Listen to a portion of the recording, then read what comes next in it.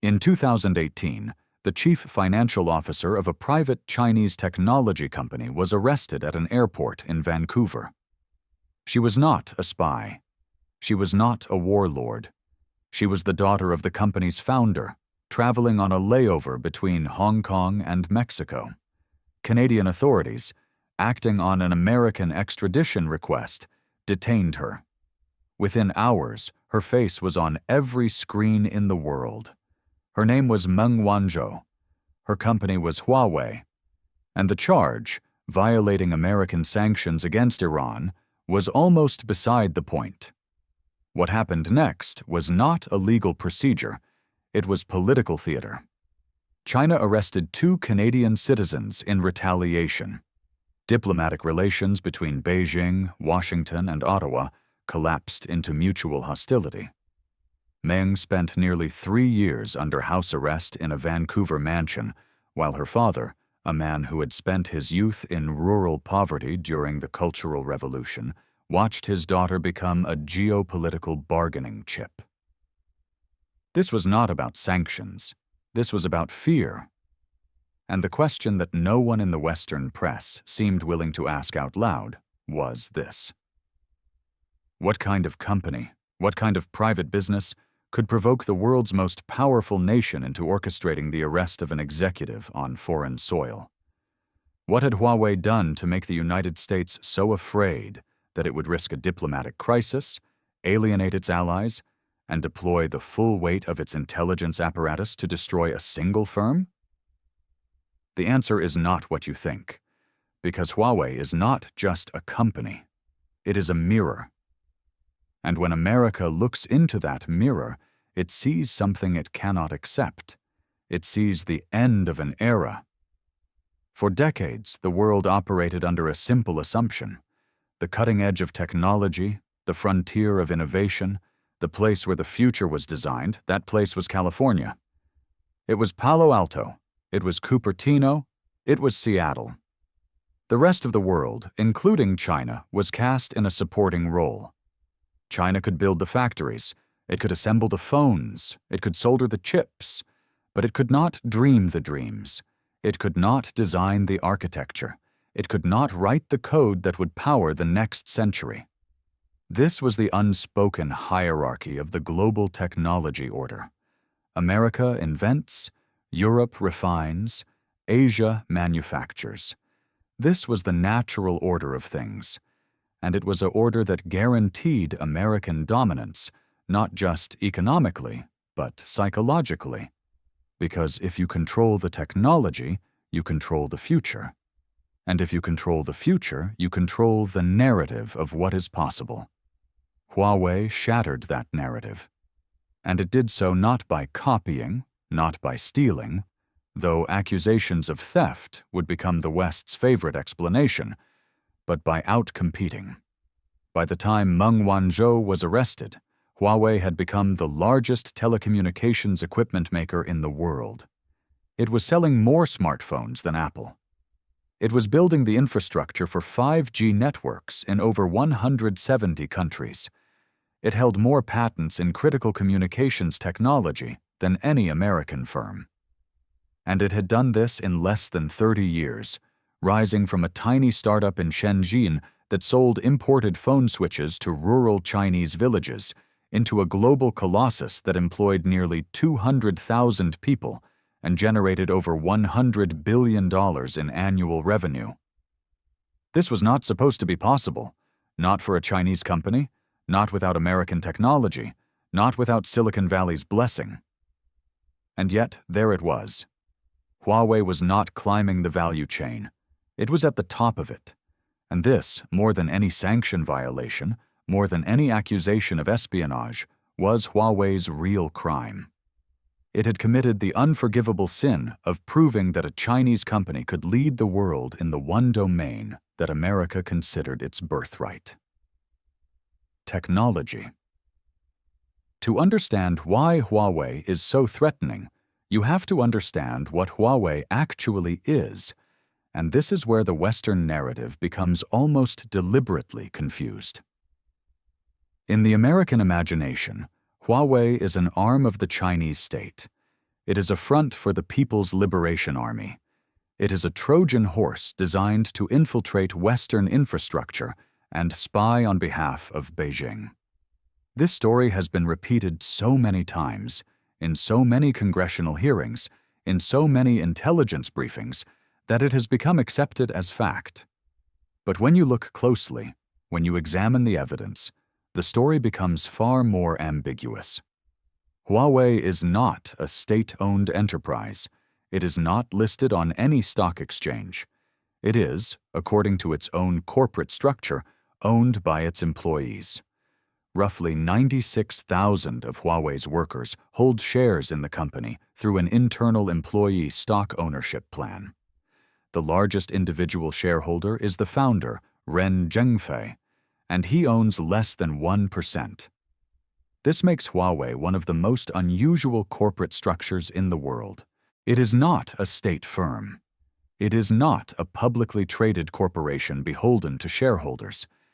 It is something closer to a worker cooperative, though one operating at a scale that would make most cooperatives unrecognizable. And this structure, this ambiguity, is part of what makes Huawei so unsettling to the West, because it does not fit into any of the categories that Western analysts use to understand the world. If it is not state-owned, then why does it seem to align so closely with Beijing's strategic goals? If it is employee-owned, then why is it so opaque about its internal governance? And if it is a private company, then why has it been granted access to state-backed financing, to government contracts, to diplomatic support that seems to blur the line between business and statecraft? The truth is that Huawei exists in that gray zone that defines so much of China's economy. It is not purely private, but it is not purely state-controlled. It is a hybrid, a creature of the mayor economy, operating in the jungle but with access to the gates of paradise when it needs them. And this hybridity, this refusal to be easily categorized, is precisely what makes it so effective and so threatening.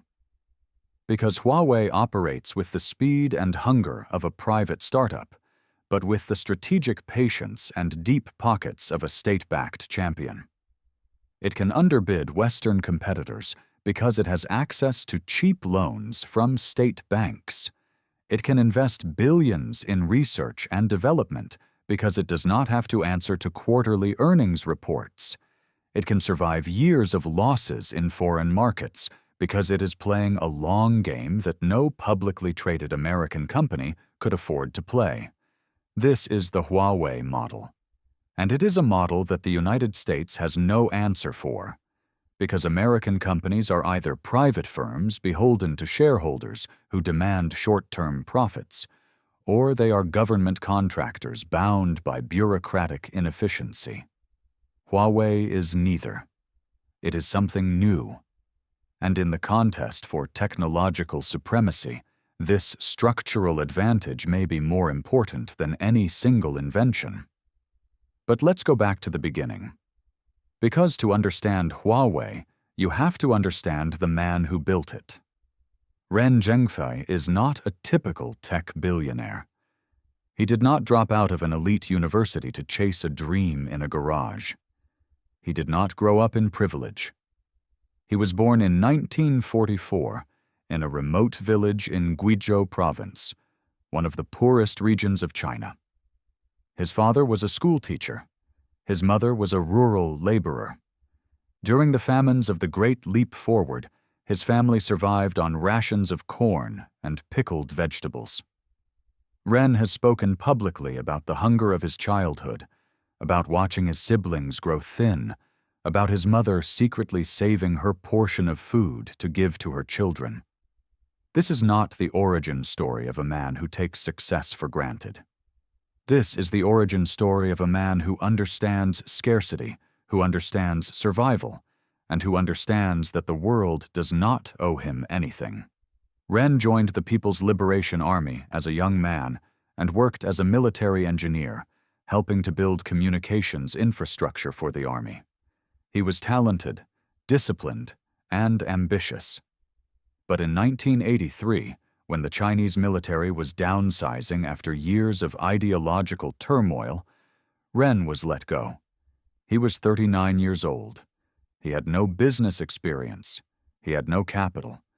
He had no connections in the coastal cities where China's economic reforms were beginning to take hold. And yet, in 1987, with $3,000 in borrowed money, Ren founded Huawei in a small apartment in Shenzhen. At the time, Shenzhen was not the glittering metropolis it is today. It was a fishing village that had just been designated as one of China's first special economic zones, a chaotic frontier town where anything seemed possible and nothing was guaranteed. Huawei's first product was not a smartphone. It was not a cutting-edge invention. It was a reseller business. Ren imported phone switches from Hong Kong, simple devices that routed telephone calls, and sold them to rural Chinese businesses and government offices that were desperate to build basic telecommunications infrastructure. This was the bottom of the value chain. Huawei was a middleman, a trader, earning razor-thin margins on someone else's technology. But Ren understood something that would define Huawei's entire trajectory. He understood that China's telecommunications infrastructure was so far behind the West that there was an enormous unmet demand. And he understood that if Huawei could move from reselling foreign equipment to making its own, it could capture that demand and build something far larger than a trading company. So Huawei began to reverse engineer the phone switches it was selling. It took them apart. It studied how they worked. It hired engineers, many of them former military colleagues of Ren, and tasked them with building a Chinese version. This was not industrial espionage in the way that Western media would later portray it. This was the standard path of technological development for every rising power in history. America reverse-engineered British textile machines in the 19th century. Japan reverse-engineered American cars and electronics in the 20th century. South Korea reverse-engineered Japanese technology to build Samsung and LG. This is how latecomers catch up. They learn by copying, and then they learn by improving. And Huawei, operating in the jungle of China's private sector, with no state protection, no monopoly power, and no guaranteed customers, had to improve faster than anyone else just to survive. By the mid-1990s, Huawei had developed its own digital phone switches, and it began selling them to rural Chinese markets that foreign companies had ignored. These were the small towns, the provincial cities, the places where the profit margins were too low and the logistics too difficult for Western firms to bother with. Huawei went there. It sent engineers to live in remote villages for months at a time, installing equipment, training local technicians, and solving problems that no one else wanted to solve. This was the wolf culture that Ren cultivated within Huawei. It was a culture of relentless hustle, of sacrifice, of pushing beyond exhaustion because the alternative was failure. Employees worked 12-hour days, 6 days a week. They were expected to prioritize the company above their personal lives, and in return, they were given equity. They were made stakeholders. They were told that if Huawei succeeded, they would succeed. This was not a Western startup culture of ping-pong tables and free snacks. This was a military discipline applied to business. And it worked. Because by the time foreign competitors realized that China's rural market was worth pursuing, Huawei had already locked it up. It had built relationships. It had installed infrastructure. It had made itself indispensable. And then it used the profits from those rural markets to invest in research and development, to hire more engineers, to move up the value chain.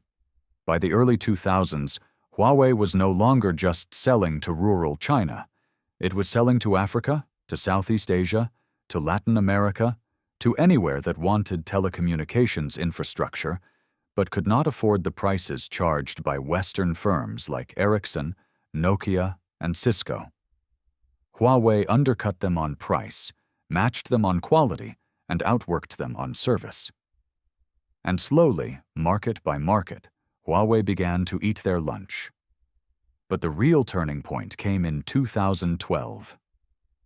That was the year that Huawei surpassed Ericsson to become the world's largest supplier of telecommunications equipment. And it was the year that Huawei began to shift its focus from hardware to software, from selling equipment to building ecosystems. Because Ren Zhengfei understood something that many Western executives did not. The future of telecommunications was not in the physical infrastructure. It was in the networks, in the protocols, in the standards that would define how data moved around the world. And whoever controlled those standards would control the future. This is where 5G enters the story. And this is where Huawei's rise stops being a business story and becomes a geopolitical story. Because 5G is not just faster internet, it is the backbone of the next industrial revolution. It is the infrastructure that will enable autonomous vehicles, smart cities, remote surgery, artificial intelligence, and the Internet of Things. 5G is the nervous system of the 21st century economy. And by 2018, Huawei held more patents essential to 5G technology than any other company in the world. It was not just a participant in the 5G race, it was the leader. And this terrified the United States.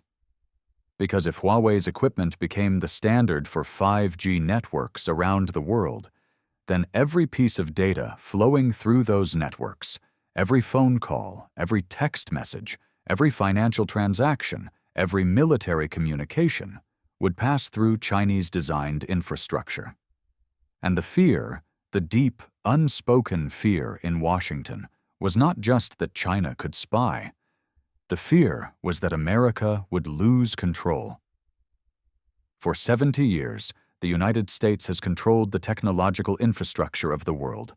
American satellites, American GPS, American Internet protocols, American undersea cables. This control has been a source of enormous strategic advantage. It has allowed the United States to monitor global communications, to enforce sanctions, to project power in ways that are invisible but all-encompassing. And now, for the first time, that control was being challenged, not by a rival state, though China is certainly a rival, but by a private company that operated in a gray zone between state and market, between cooperation and competition, between transparency and opacity. Huawei was offering developing countries a deal that the West could not match. It was offering them 5G infrastructure at a fraction of the cost, with financing from Chinese state banks, with no political conditions attached, no lectures about human rights, no demands for democratic reform, just infrastructure. And countries took the deal. By 2019, Huawei had signed contracts to build 5G networks in over 30 countries. It was the default choice for much of the world. And this is when the United States decided to act. Because if it did not act, if it allowed Huawei to become the standard, then the 21st century would be built on Chinese technology. And that was unacceptable. So the United States launched what can only be described as a total war against Huawei. It banned American companies from selling components to Huawei. It pressured allies to exclude Huawei from their 5G networks. It arrested Meng Wanzhou. It accused Huawei of espionage, of intellectual property theft, of being a front for Chinese intelligence. And it did all of this without presenting any public evidence. Because the evidence was not the point. The point was to destroy Huawei's reputation, to cut it off from the global technology ecosystem, and to buy time for American companies to catch up. And it worked, sort of. The sanctions crippled Huawei's smartphone business. Without access to American chips, to Google's Android services, to the global supply chain that it had relied on, Huawei's smartphone sales collapsed. It went from being the world's largest smartphone maker to a niche player in China. But the sanctions did not kill Huawei, because Huawei adapted. It doubled down on its telecommunications business. It invested billions in developing its own chips, its own operating system, its own supply chain. It stopped trying to compete in markets where it was not wanted and focused on markets where it was. And it survived, bloodied, diminished, but alive. And this survival is perhaps the most important part of the story.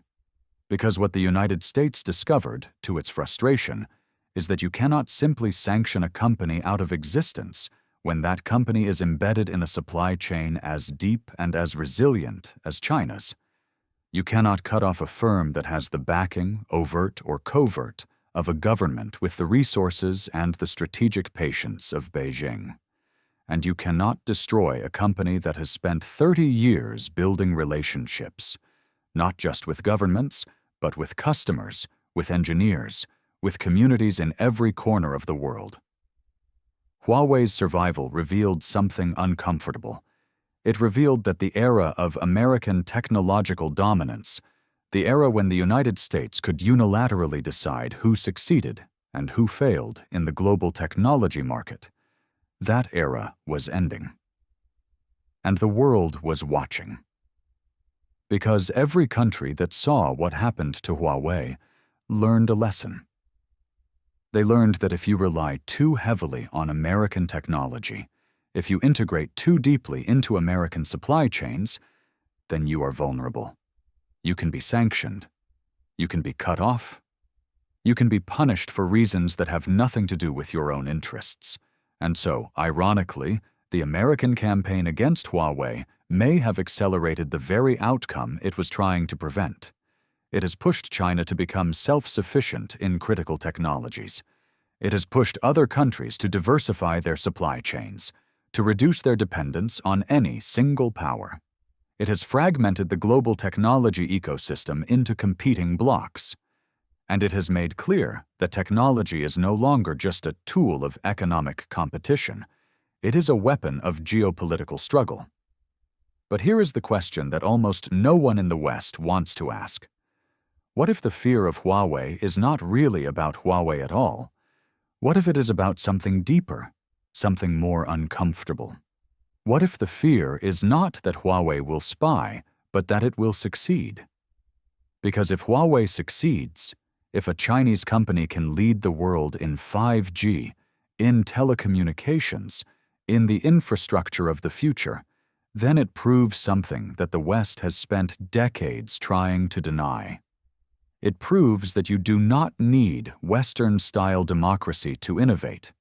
It proves that you do not need Silicon Valley venture capital to build world-class technology. It proves that the Chinese model, whatever its flaws, whatever its contradictions, is capable of producing companies that can compete at the highest level. And this is the real threat. Not to American security, but to American ideology. Because for 30 years, the West has told itself a comforting story. The story goes like this. China can grow.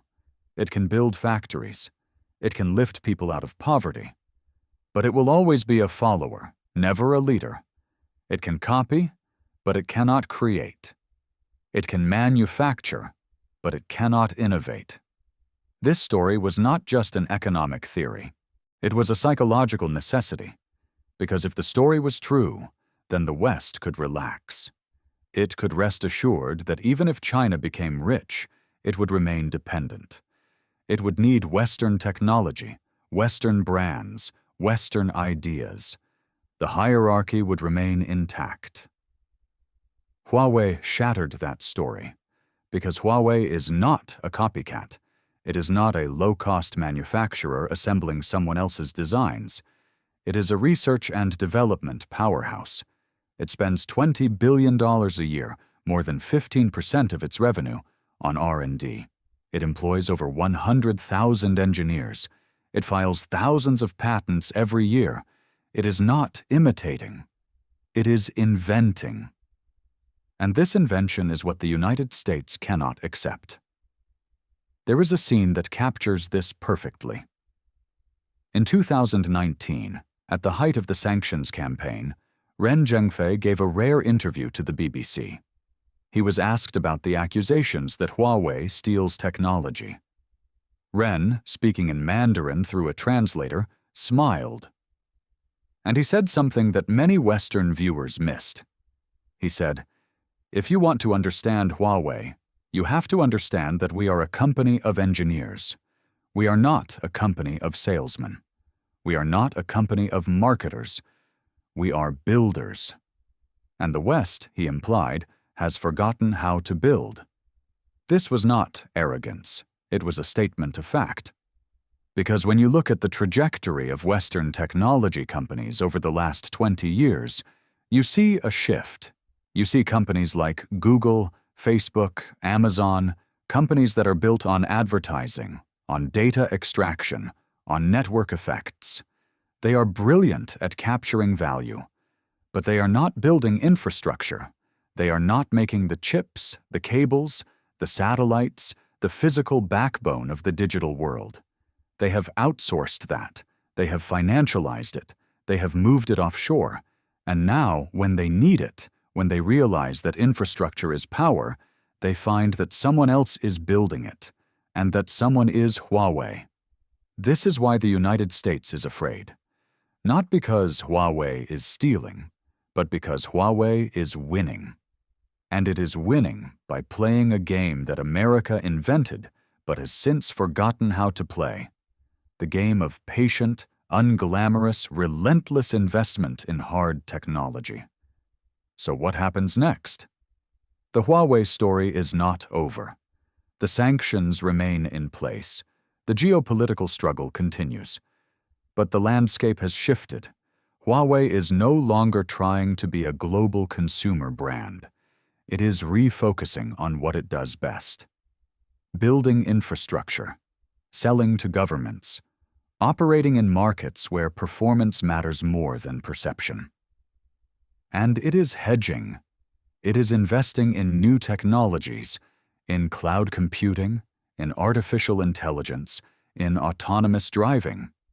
It is becoming less dependent on any single market, any single technology, any single customer. And China, for its part, has learned the lesson.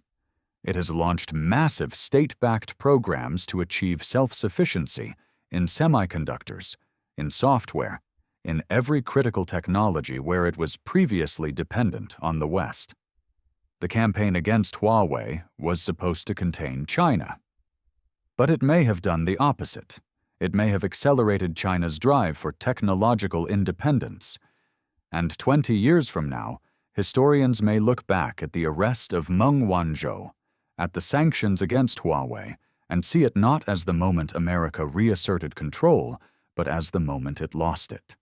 Because the world is fragmenting. And in that fragmented world, Huawei is not disappearing. It is adapting. It is surviving. It is proving that the rules of the old order no longer apply. And that is what America fears most. Not that Huawei is a threat, but that Huawei is a preview of a world where American companies are no longer the default choice, where American technology is no longer the gold standard, where American power is no longer unquestioned. Huawei is the mirror, and in that mirror, America sees its own decline. But there is one more layer to this story, one more reason why Huawei matters. And it is not about technology. It is about people.